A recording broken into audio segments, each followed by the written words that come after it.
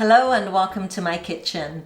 In this video, I'm going to show you how to make a very special sweet dish called Mohanthal. This sweet dish is often served at weddings and at celebrations, and it's ever so good. This recipe comes from my mother-in-law who makes it especially well. So let's get cooking. In a large bowl, you'll need 230 grams of chickpea flour, 2 tablespoons or 30 ml of warm milk, and 1 tablespoon or 15 ml of melted ghee. In another bowl, you'll need 80 grams of milk powder, 3 tablespoons or 45 ml of warm milk, and another 1 tablespoon of melted ghee.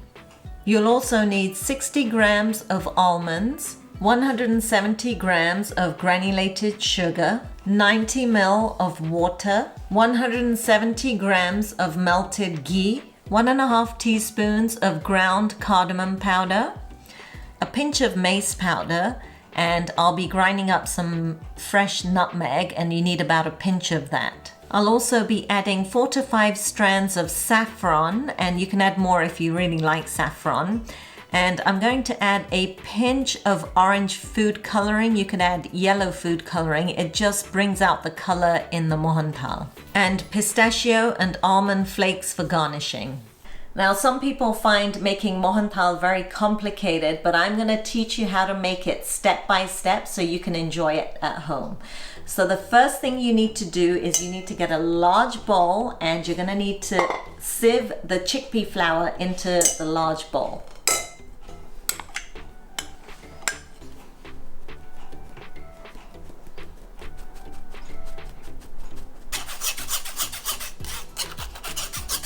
Now you want to make sure that your ghee is melted and that your milk is warm. So I'm just going to pop it into the microwave for like 10 to 15 seconds.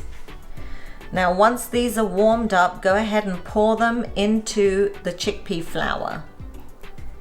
So do make sure you get all the milk in there and all of the ghee as well. Okay.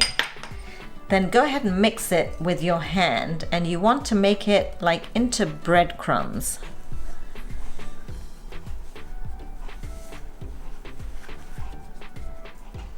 Then once you've mixed it for about a minute and it looks like breadcrumbs, just go ahead and leave it aside and wash your hands.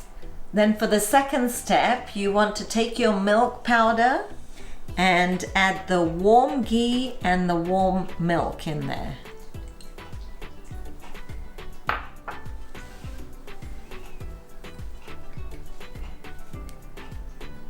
Make sure you get all of it.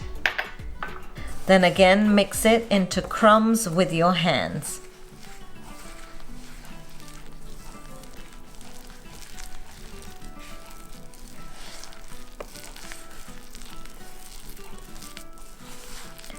Now you can see this is very sticky, and this is how it may look. So what you need to do is mix it in well and make it as crumbly as you can, then let it sit, and then we're going to make it into crumbs again, because somehow the milk powder will absorb all the ghee and the milk in there.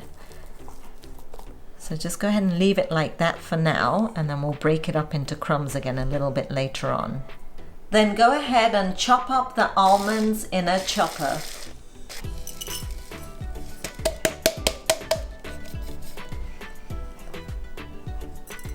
So now my chickpea crumbs have been sitting there for about 15 minutes or so, and traditionally what people used to do is to sieve this, but what we're going to do is we're going to grind it in the chopper, and we're going to make really fine crumbs out of this. So this texture should feel like coarse semolina, and you can feel a few grains in there, and that's exactly what you're looking for. So this chickpea flour is now ready. And now I'm going back to my milk powder, and you can see that it's kind of dried up a little bit more. So we're just going to break that into crumbs. See, it's starting to look a little bit like cottage cheese now. And we'll break it up, we'll leave it again, and then we'll break it up again one more time until it's really nice and fine crumbs. Then in a small pot, get your syrup ingredients ready. So you want to add the water and the sugar, and I'm going to add the saffron and the orange food coloring. Now some people like their mohantal soft, and if you do, just add a couple tablespoons more water to this syrup, then it'll come out a little bit more soft. And then crumble the milk mixture one more time. So make sure if there's any stuck to the bowl at the bottom that you scrape all of that off and just crumble it up. And about this fine is okay. Doesn't need to be completely ground up. So before you start cooking, you want to make sure you have all these things ready. So you have your chickpea flour ready, you have your milk powder ready, your sugar syrup is ready, your ground almonds are ready, and then all your spices, the cardamom, mace and nutmeg, and your ghee is all ready. Then you can start cooking. So you're going to need a heavy bottomed pan, and we're going to heat the pan on medium to medium high, so either 5 or 6. Now in my recipe I have 170 grams of ghee here, but the amount of ghee that you have actually depends a lot on your flour, because the older your flour is, the more like ghee or moisture it will absorb. So I'm actually going to put most of this in, not all of it. So I'll leave about a tablespoon inside the bowl. Now when I added the ghee into the pot, it was solidified, and that's okay, but when you're measuring it, make sure that you melt the ghee and measure it so you get a much more accurate measurement. Now my ghee has melted in my pot over here, so I'm going to add the chickpea flour in here.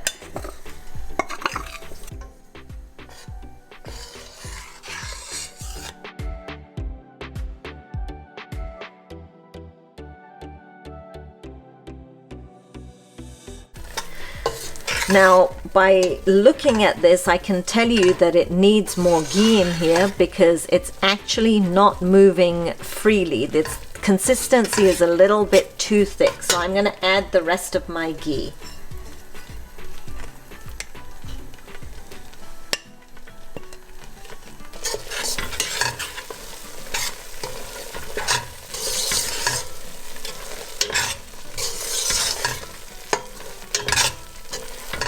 There you go. Now I can tell there's enough ghee in here now because the resistance is a lot less than before.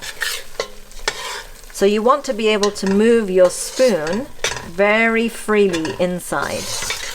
Then you know there's enough ghee in there. Now while I'm frying my chickpea flour here, I'm actually going to turn on the syrup and make the syrup.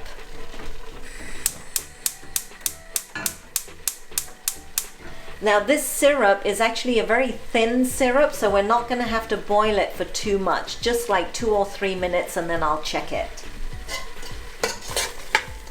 So make sure you're consistently and constantly mixing this chickpea flour because you do not want it to burn. You just want to bring it to like a caramel brown color. You want to smell the toasted chickpea flour. You will be able to smell when this is ready.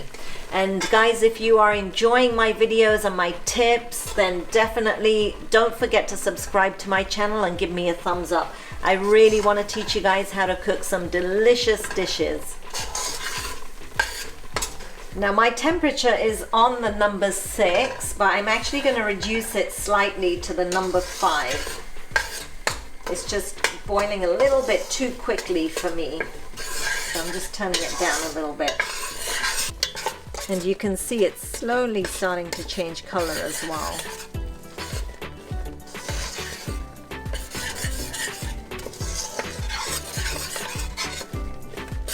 Alright, so now I'm starting to get a toasty smell, so it's almost there.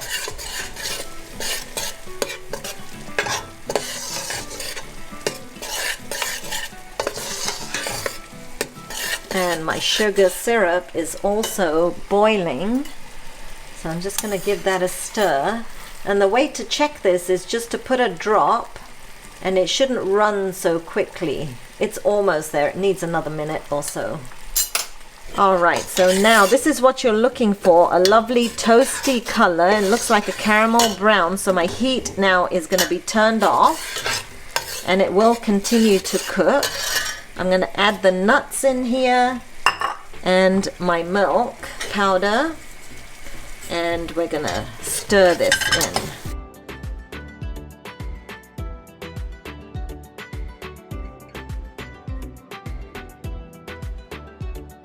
And my syrup is boiling over there, which has been going for about a minute or 2 minutes, and I'm going to turn that off because it should be ready now.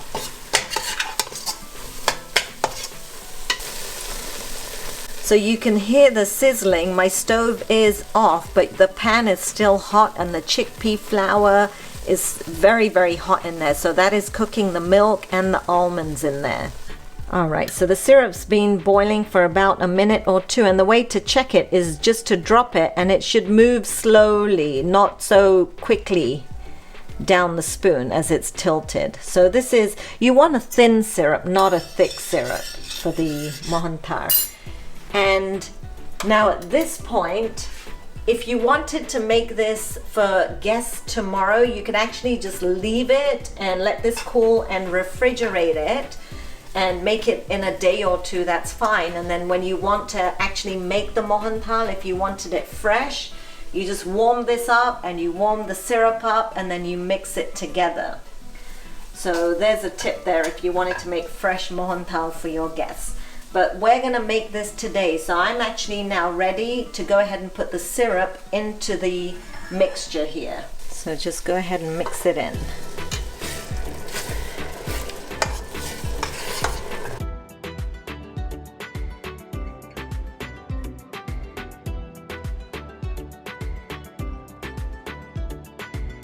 After you've added the syrup, then go ahead and add the cardamom powder and the mace.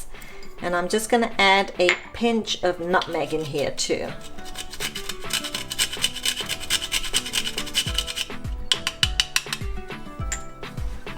And mix that in.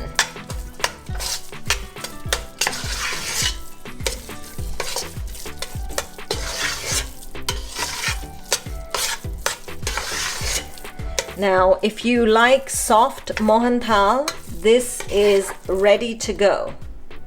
But as this sits, it's going to thicken even more, and that's what I'm going for. I'm going for a thick mohantal. So I'm going to wait until this cools down a bit, and then I'm going to lay it out in a tray and cut them into cubes.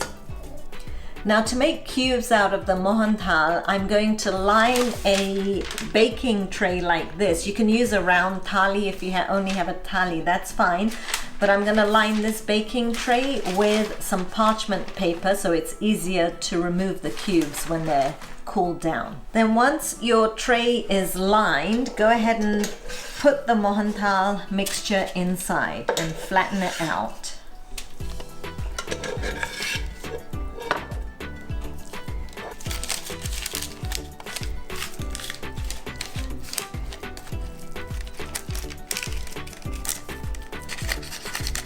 Alright, so I just flattened it out to make sure that it's level, and then I'm going to sprinkle some almond flakes and a little bit of pistachio flakes on it too. And then just go ahead and press that in gently. Oh my god, if you were here, you'd want to eat this now. It smells just so good. And here it is, the mohantal. So we're going to let this cool completely before we cut it into cubes. It smells so good. Okay, so this has been cooling for a couple of hours, so I'm gonna go ahead and cut it now. So the reason to use parchment paper is because it's much easier to take out. So I just carefully slid it onto my chopping board, and now I'm gonna cut it into equal squares. And you can cut them as big or as small as you like.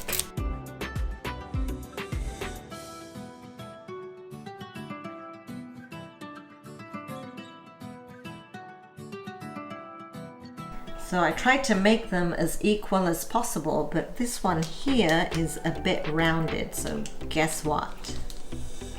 I'm gonna eat it.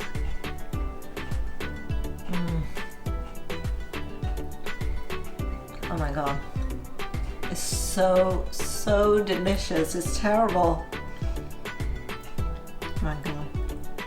I know I'm gonna finish most of this. So I think that the sweetness of this recipe is just perfect. It's not too sweet and it's not unsweet. It's just right. So definitely follow the measurements that I give you. And right now, even though I've cut it a few hours later, it is slightly still soft, but as time goes on, they will set just perfectly. So I definitely recommend this recipe. My mother-in-law makes a really good mohantal, and this is her recipe. So thank you, Mom.